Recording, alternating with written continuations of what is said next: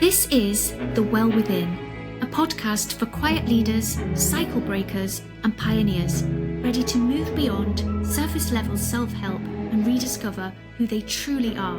I'm Jacquie. And I'm Ellie. We're a mother-daughter duo helping you untangle inherited and societal conditioning. If you felt the pressure to hold it all together, fix yourself, or prove your worth, you're not alone. This space invites you to return to who you were before the world told you who to be. And reconnect to your well within. Because the way forward isn't out there, it's within.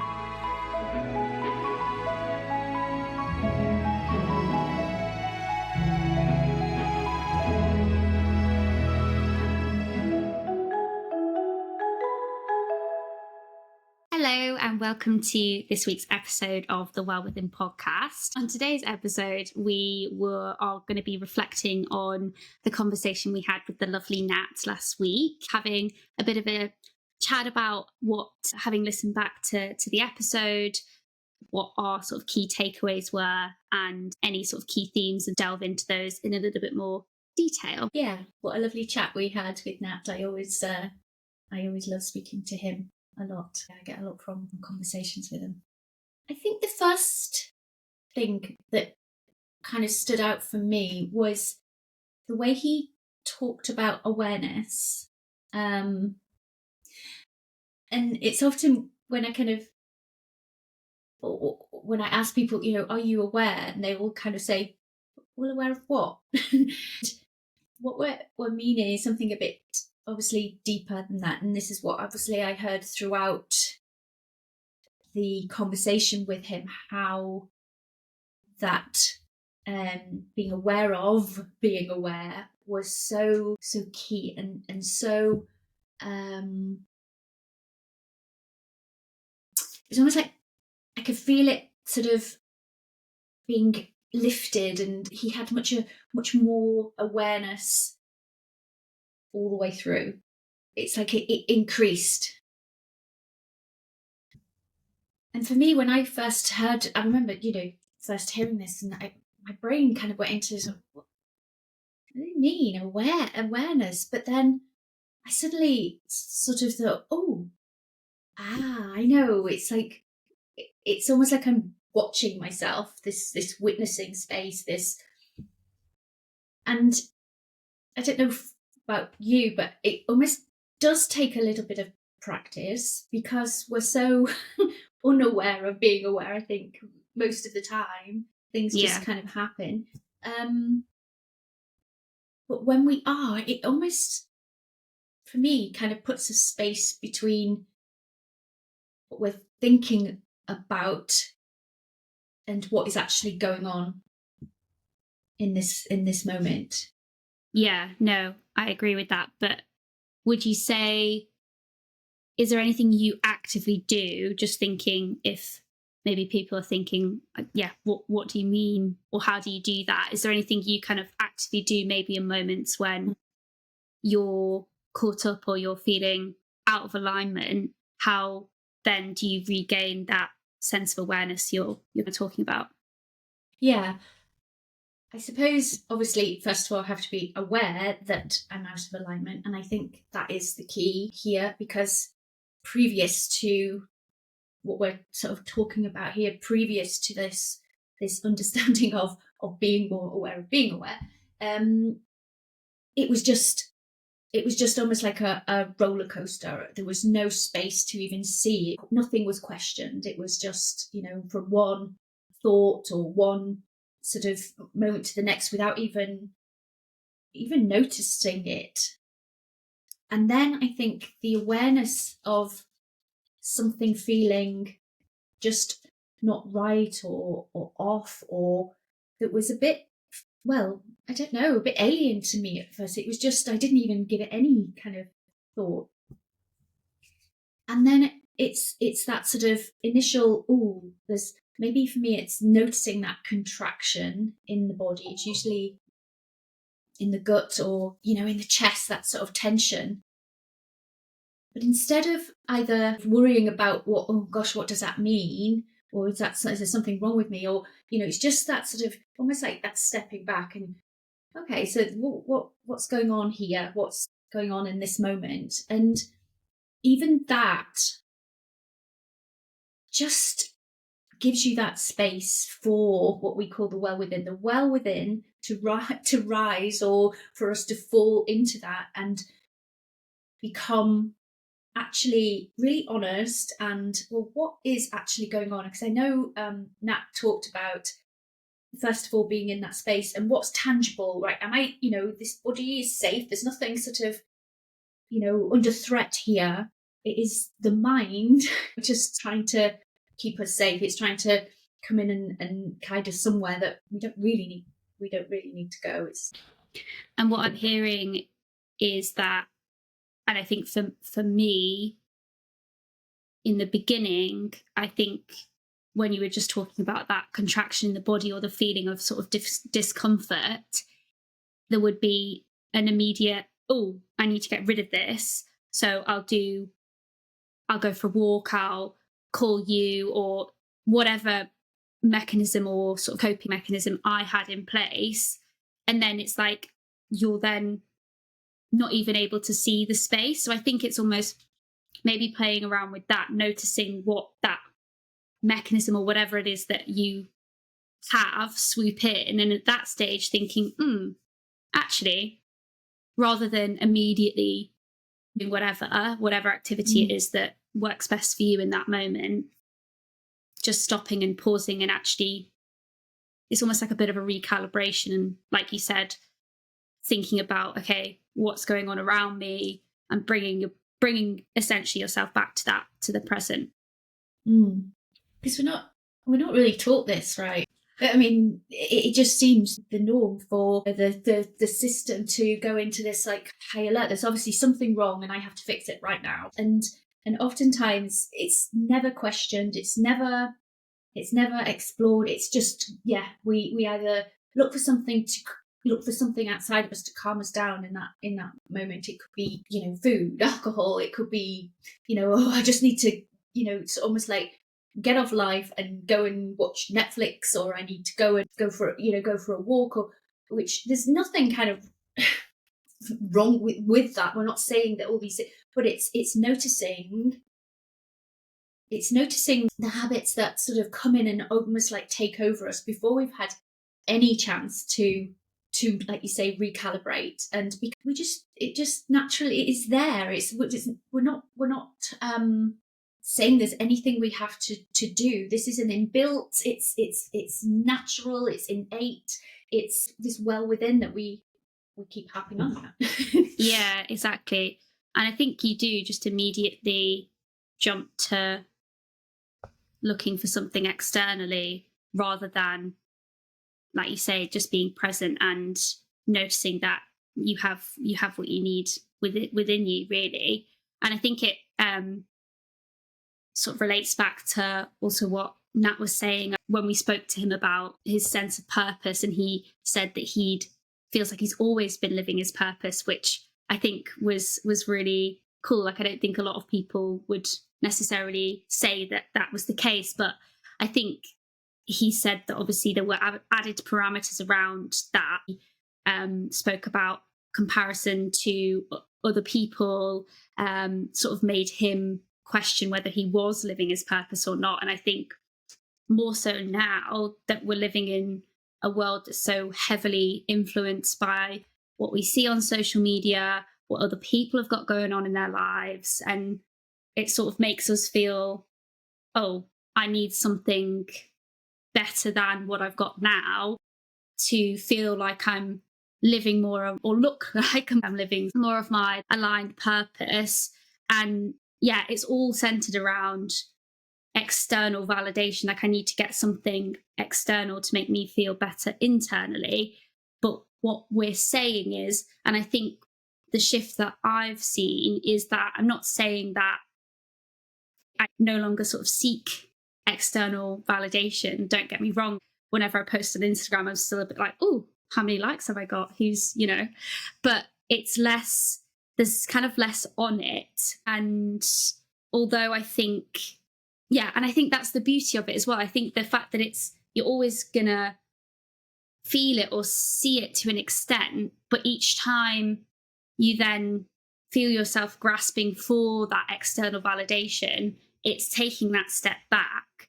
And we like to describe it as each time your level of consciousness increases, it's almost like another rung on the spiral staircase that you climb, and then you see it completely differently each time. So the next time you then search for that validation, there'll probably be less on it and less on it and less on it. And it is a process, and it's not something that just happens overnight. You have to be willing to practice this, but it's not a practice in, you need to go and journal 50 pages every night or anything like that. It's more of a silent, quiet practice in yourself. There's not necessarily anything to do, but there is something to do at the same time.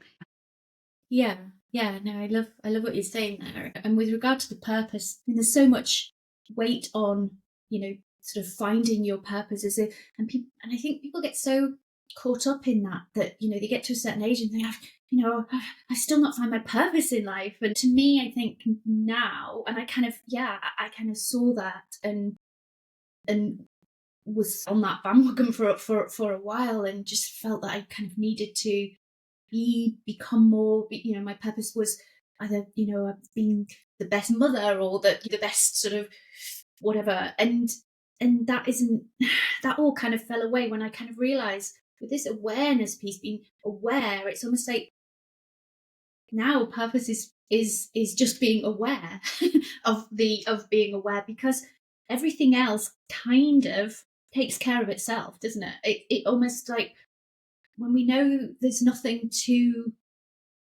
to really get to apart from right now, it takes a big weight off, because everything else, we're not necessarily saying that you can't, plan for the future, or don't want things, or want to, sort of to be a better sort of version of yourself, or whatever. It's nothing to do that, but it's for me, that purpose piece is completely shifted. It's about allowing, and if there is something that really comes to mind,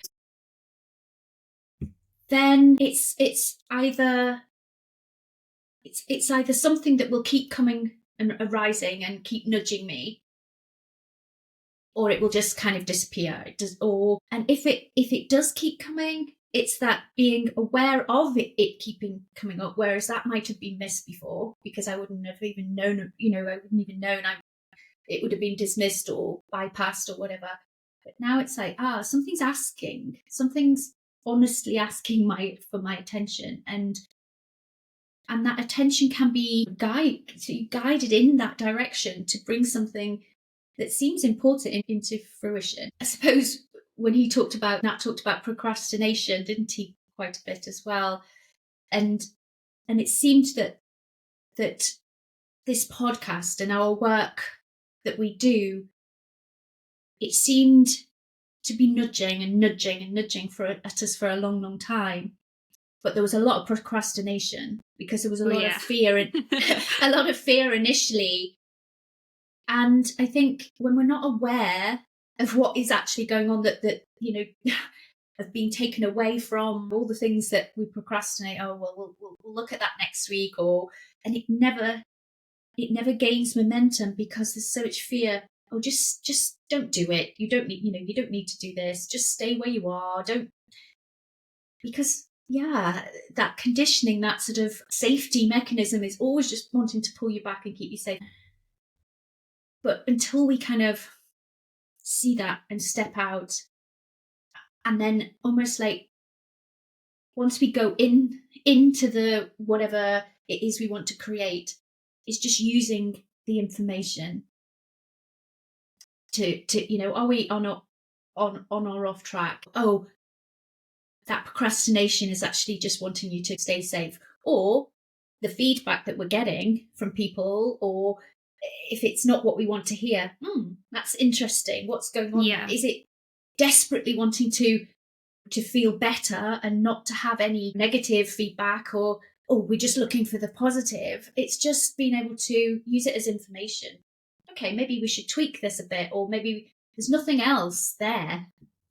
And just going back to the purpose piece, we're not saying, and I think it's just important to emphasize this, obviously I know you touched on it, but we're not saying that when you get to this place, or you're coming from this understanding that you're not going to want anything, or you're just kind of going to be, I'm so content and so just happy just being like so aware and like a guru sat on a hill or something. That's not what we're saying. But when it comes from a place of knowing who you are fundamentally, what your purpose is, obviously I appreciate it's a bit of a buzzword, but it just makes more sense, or it's actually true based on who you fundamentally are, rather than, oh, I need to do this because that's what everyone else is doing, or you've seen something on social media and that's kind of affected your journey or your route, or what it is that you think that you need to get to make yourself look, feel a certain way or whatever. When it comes from this space that obviously we call the well within, it just makes sense. You don't really need to question it. It's kind of hard to explain, really. It unfolds so naturally. And yeah, like my mum said, there's just this knowing, and again, you can kind of follow it, and you're guided by that intuition and the feedback that you get in the doing or the not doing as well. I think the not doing says probably sometimes more than the actual showing up and doing it. And I think that's what we kind of encourage people to do. Obviously, if there is something you're feeling you're procrastinating, like for example us getting on with doing this podcast, there's information obviously in that, but unless you show up and do it, you're also not going to get that feedback to say, okay, maybe this isn't feeling right or whatever. Yeah. What I'm hearing is it's almost like there's a clearing and a cleaning up of stuff. It's purpose is clean. It's more obvious, rather than all this baggage and noise and all sorts that's going on around it. It's just, okay, this is what we're doing, and there's less on it. Yeah, exactly. And I think it also connects back to what Nat was saying around the rebalancing of the masculine and feminine energy, because he was saying a lot around this feeling quite this masculine sense of, I have to keep doing things to get what you want. And it's almost this hypervigilance of having to keep working at it, and then I'll get there. But that's not what we're saying either. It's if you are in that state, there's probably quite a lot of resistance, and it's probably not necessarily working. And that's when the feminine energy needs to come in and kind of rebalance the system a little bit more. I feel like you're probably better at speaking to the masculine feminine than I am. Yeah, I mean, obviously the masculine and feminine energy, we're not talking about male and female. We're talking about this energy that is within all of us, men and women. And obviously when it's heavily weighted in either way, you're getting kind of more of the sort of doing, and which is obviously good when it's in balance.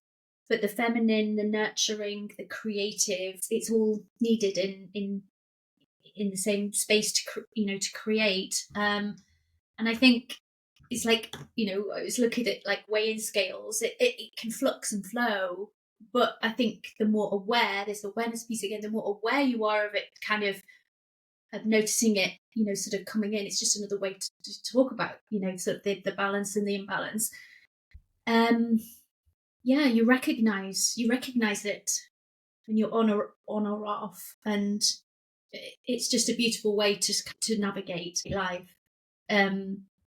Which leads on nicely to when he talked about his adventure, and you could see the energy in that sort of beautiful.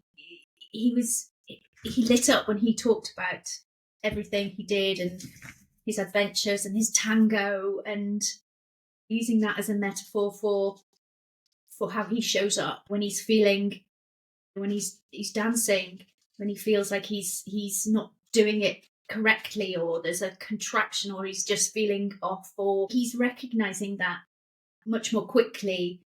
Whereas he kind of talked about at the beginning what brought him to dance, it seemed natural as well. That seemed, I could hear that there was something that brought him to that, and he kind of, with rigor, he kept himself kind of there in that, and he was able to sort of navigate the tension, and I just want to get out of here, I don't want to speak, I'm shy. He was all these things, he just stayed with it, and that sounded so beautiful. Whereas we might have exited, never even giving it a chance. And now look, he's moved on, and the way he connects with his wife, they've got this beautiful synchronistic sort of hobby to share together. And yeah, I love the way he talks about that. But it's easy for these emotions and these feelings that we think we can't handle to swoop in and almost like ambush so many things in life, so many things that we don't do, probably because we're so frightened, and this sort of pullback of, oh no, just stay where you are, stay in your lane, that's not for you. And yeah, I think what we're kind of talking about here is, my gosh, the weight, the beauty that is revealed, the weight that's lifted and the beauty that can come through to reveal so much. Yeah. And I think that sort of ambush, or the holding back, or feeling, not doing things when there's discomfort in feeling them, even though, I'm sure maybe early on in Nat's tango, he spoke about sometimes when he wasn't feeling present or whatever, he'd feel resistant or awkward in the way he was showing up and dancing. And I think we're almost conditioned to avoid the discomfort and play safe if we're feeling any form of kind of contraction or anything towards anything we put ourselves out there and do. I can imagine someone saying, oh, if you're not interested, just stop, just don't do it. And actually we end up not doing things that we love. And I think that's also what we were talking about, the sort of the welcoming of the whole human experience we spoke about quite a lot on the conversation we had with Nat. And again, as our conditioning as a society, we just naturally want to push discomfort away rather than welcoming it and actually feeling it, because I think we've tricked ourselves into thinking we don't have the capacity to deal with it, and that's the issue. And it's that the more and more we're able to sit with it, and again, it's not something that comes easily because we're so habitually like, get this away, I need to feel better. Therefore, like I said, it's not going to come easy. So it does take thought and awareness and presence to then, like we said earlier, sit with the feeling and put space between the thinking, whatever it is that has come in to make you feel that discomfort, contraction, tension, whatever it is, and practice sitting with it and just thinking, no, I'm fundamentally okay. The body is safe. I'm physically safe. There's no actual physical harm coming to me. I can sit with this feeling, and it's the trusting that, yeah, whatever feeling, emotion, thought comes in, you will be able to handle it. And I'm not saying that you're not going to get caught up and you will feel dysregulated and derailed, because that happens to me all the time. But I think for me now, it's like I kind of said on the podcast, I just feel the time that I'm out of alignment is just reduced. Like I feel the dance I was talking about, in and out of my well within, I feel like I'm more in than out nowadays, but I definitely feel like early on in my journey I was more out than in. So it really does just come with time, really. It's so innocent, this conditioning. It's subtle and innocent, sort of when we're children, our parents to pick, we fall over and to pick us up. It's okay, don't cry, it's okay, you're a big girl, don't cry. And these little, when we're sort of absorbing all this information, and the brain's kind of taking, oh yes, well, sounds like we should be doing this, and I'll be okay. I think the way we talk about condition is, it can be either sort of real big shocks to the system, or it can be very, very subtle, but it's something that can stay with us for so long. And it's almost like we're sort of rewiring, we're learning to rewire, to undo a sort of pattern and put a pattern sort of back in that kind of is, it serves us better, it helps us navigate the world better. And yeah, I think it is so obvious when it's obvious, but it does take that little bit of practice and of just that discernment as well, that and earnestness of just that sort of just like you said before, allowing to just see that emotion, those feelings, those thoughts, and just allow them, like almost like weather. I mean, we can't control. It's almost like an internal weather system, isn't it? It's like we can't control the weather. We can't say, oh my gosh, I'm having a barbecue today and oh my god, it's going to rain. How do we kind of stop that rain coming? And we just can't do that. But it feels like in the body, we want to kind of stop that internal weather system. We can't cope with it. We just don't think that we're going to cope. So if we could just get rid of it or bypass it or whatever, then it will be okay. I love the metaphor of the ocean as well, that Nat talked about. And I know we talk a lot about riding the wave of life, riding this wave and accepting, allowing everything in, knowing that we're fundamentally in the depths of the ocean. And we are the ocean. Everything is okay, and there's nothing really, to pin down. But the body and the instinctive, we kind of will know not do, to not do something or whatever. It's not that we forget all this. It's just we allow more beauty and more resources to come in and help us navigate in all areas of life.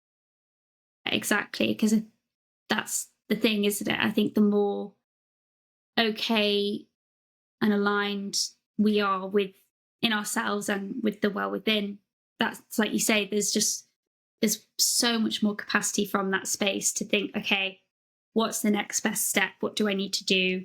And the resources will they'll just be there. Yeah, absolutely.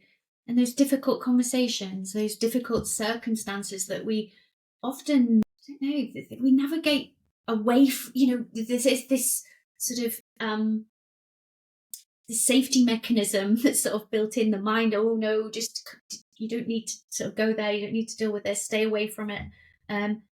That's a sort of habit that we don't really see is actually going on when we're taken away. Whereas when we're aware of what's actually going on, that, we can see, okay, I'm seeing that I don't really like getting involved with that type of person or that type of situation where I have to speak up because what will people think of me?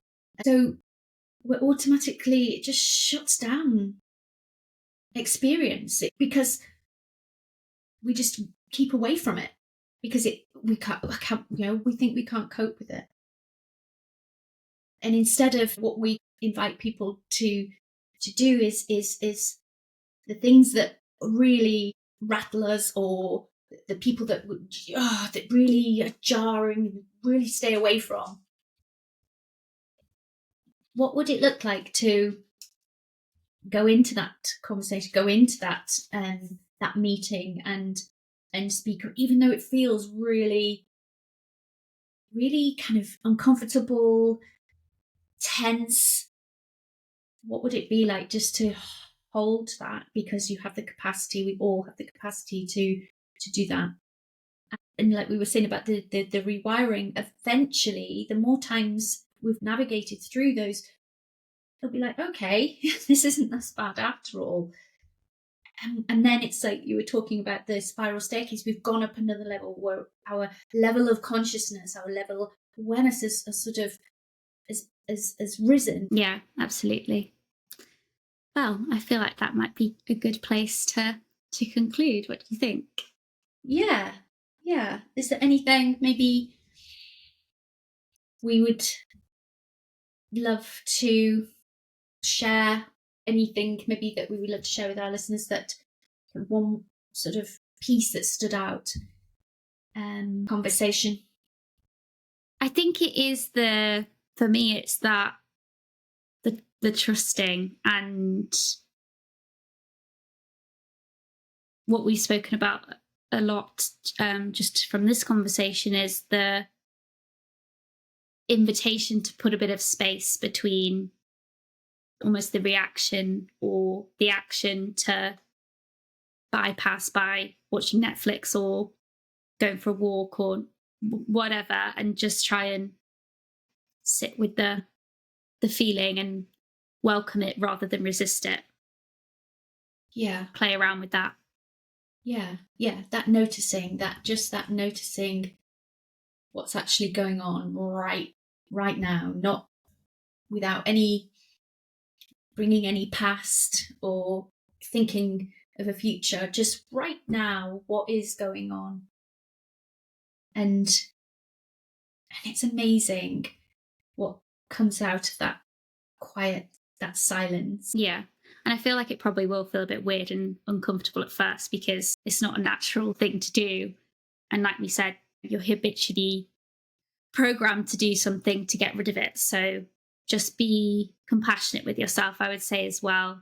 Don't get frustrated if you don't get it first time, because I think that makes it worse and keeps you in the loop. But yeah, we'd love to know how you get on with that. And if you have any questions, again, on anything we've spoken about today, or you want to know more, or you'd like us to go into more detail about anything we've spoken about or anything Nat spoke about, we'd love to hear from you. Just drop us a note at hello@thewellwithin.co.uk.